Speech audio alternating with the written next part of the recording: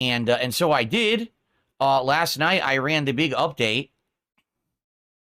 where I'm trying to get this chat to work, because again, I'm having all these issues. Here it is, timestamps. Okay. So last night I started the big update. I was trying to figure out how can I get the laptop to upgrade to Windows 11. And it was a big ordeal, actually, because I remember it was a few months ago. A few months back, Windows Update on this laptop had prompted me to upgrade to Windows 11 for free. It was like, oh, your laptop is fully eligible. You can get it for free. You should just do it. Now, admittedly, back then, I was a little nervous about it. I didn't really understand the difference between Windows versions because, I was basically kind of a newbie to all of it. It's not like what I've just been going through in the last couple of months with new PCs, new setups, and everything, right? Even at that time, I remember asking the viewers, should I do this Windows 11 update? And a lot of people are like, no, we don't like Windows 11. You totally shouldn't do the Windows 11 update. You're going to regret it if you do. And I was like, oh, seriously? Well, then maybe I'll hold off on it, right? Like maybe I shouldn't do it. So I did. I actually held off on doing it. And then last night, since I now have 2 Windows 11 PCs, I'm working with Windows 11, I'm used to it. I said, let's go ahead and do it. Let's do the upgrade because it's free. Plus, by the way, for those who don't know, apparently Windows 10 will no longer be supported as of fall of next year. Much how like Windows 8 also hasn't been supported for a while. Very soon Windows 10 will be obsolete. So basically, I said, let's do it. So I tried to set it up. Now, the way you're supposed to do it, supposedly, if you listen to Microsoft, you're just supposed to do it through Windows Update. But I went into Windows Update to do it, and it says, you're eligible for it. Okay, click here. Click on it, and it basically says, Windows Update will check to see if you're eligible for it and if you can do it.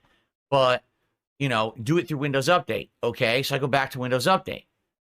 There's nothing there to upgrade to Windows 11. Literally nothing.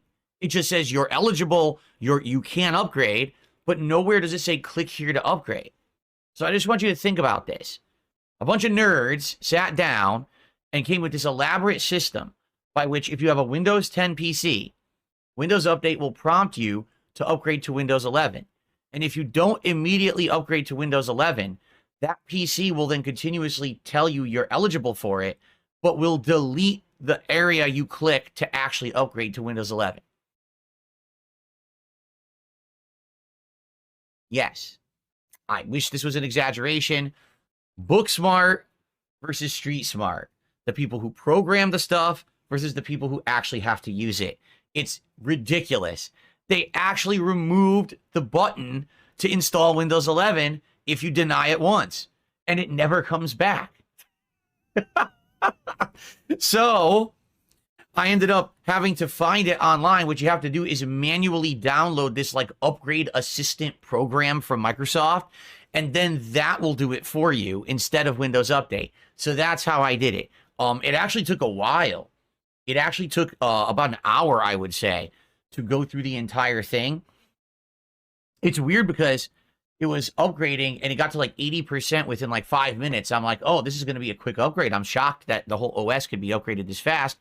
And then it went from like 80 to 81 and it took like 10 minutes. Then 82 took like 10 minutes. I was like, oh, it's one of those. A progress bar that fills up almost instantaneously and then takes like an hour for the final 10%. So, and I haven't seen one of those in a long time, by the way. So that's pretty funny that they're going back to the old tech. That used to happen all the time back in the day with old PCs. So anyway, I finally did get it upgraded, which is great. And so now I am on Windows 11 on all 3 of my PCs.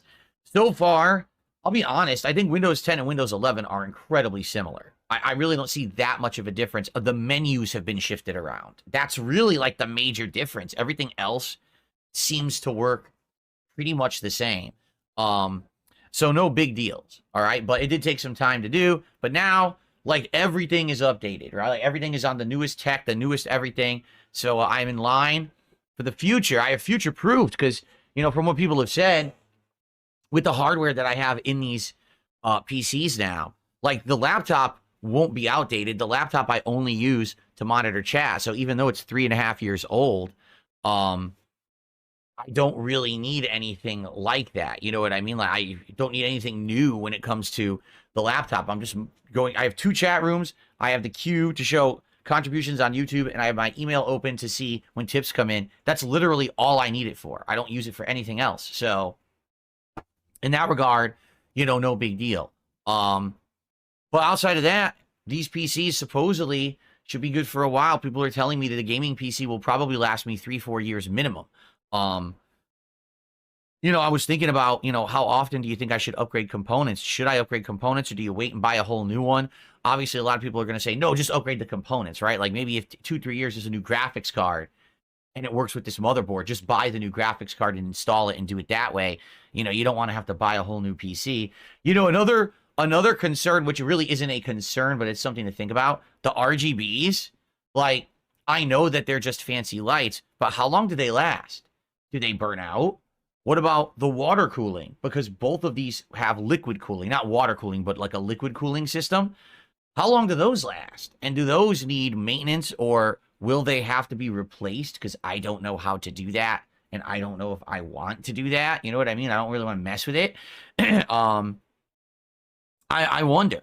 So this is stuff that I'm probably going to have to look into over time with this new setup. I don't know.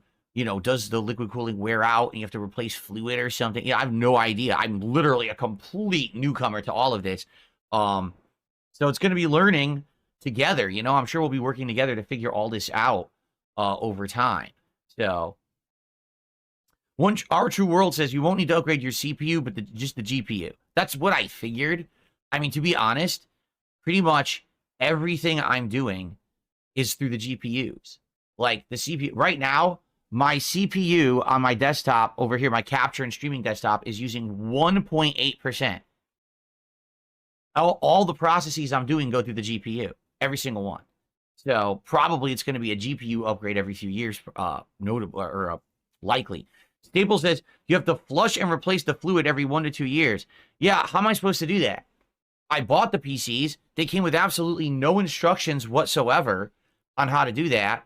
I don't know what fluid I need. I don't know how to do it. I don't even know what ones I have because it doesn't say.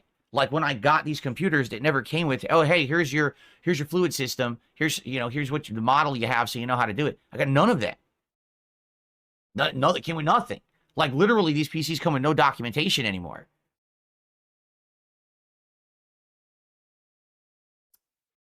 Super Bonchan says AIO liquid coolers do not require maintenance and are not designed to be user serviceable. Well, that's great, but then, I mean, naturally, any liquid, right? Any liquid will evaporate over time. It doesn't even matter what it is. It's going to become a chemical in air, in the air. It's not going to just be a liquid forever. So you think that it's going to run out, right?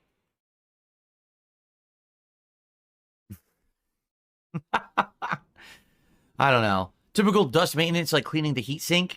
Well, in regards to that, we've already talked about it. Some people have linked me to some cleaning devices. Like you can actually get reusable air blowers that are, power. You plug them in, you blast out everything to clean.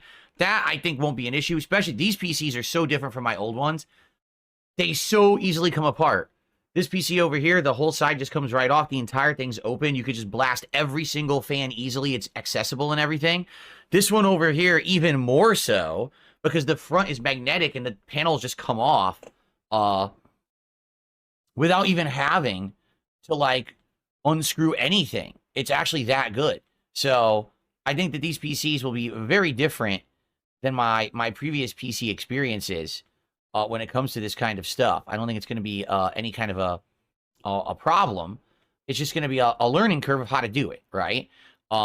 Also, both of these PCs have so many filters on them. Like, every side has this crazy mesh filter with an air filter in it for dust and stuff. So I figure if I just clean that off every once in a while, like wipe it off, and use an air blower, that it pretty much should be easy maintenance. So, but anyway, I'm sure I'll tackle it, over time. This one, the gaming PC now I've had since early August. So I've had it, what, 4 months? 4.5 months? There's no dust buildup on it. Like, I've been checking to look, oh, do I need to wipe it or whatever? There's no dust buildup on it at all. So I don't know if they're just made so well now that they barely have any buildup. But I check, there's filters on the bottom, on the sides. There's no dust on it at all to clean. So, when it'll be bad? Allergy season, the spring. When we hit the spring, that's when it's going to get crazy bad, like always. There's so much pollen and stuff in the air. And then when I have the air conditioners on in here as well, that might kick up some stuff. So I guess we'll have to see. But yeah, likely, it's going to need some cleaning. So anyway. All right. So, folks, sorry for a little bit of a late start today. More, I just shake my head and I laugh at how bad these idiots run their businesses and don't know what the hell they're doing. It's just, it's laughably bad. How the fuck do you not realize that people don't want to have to restart 17 times?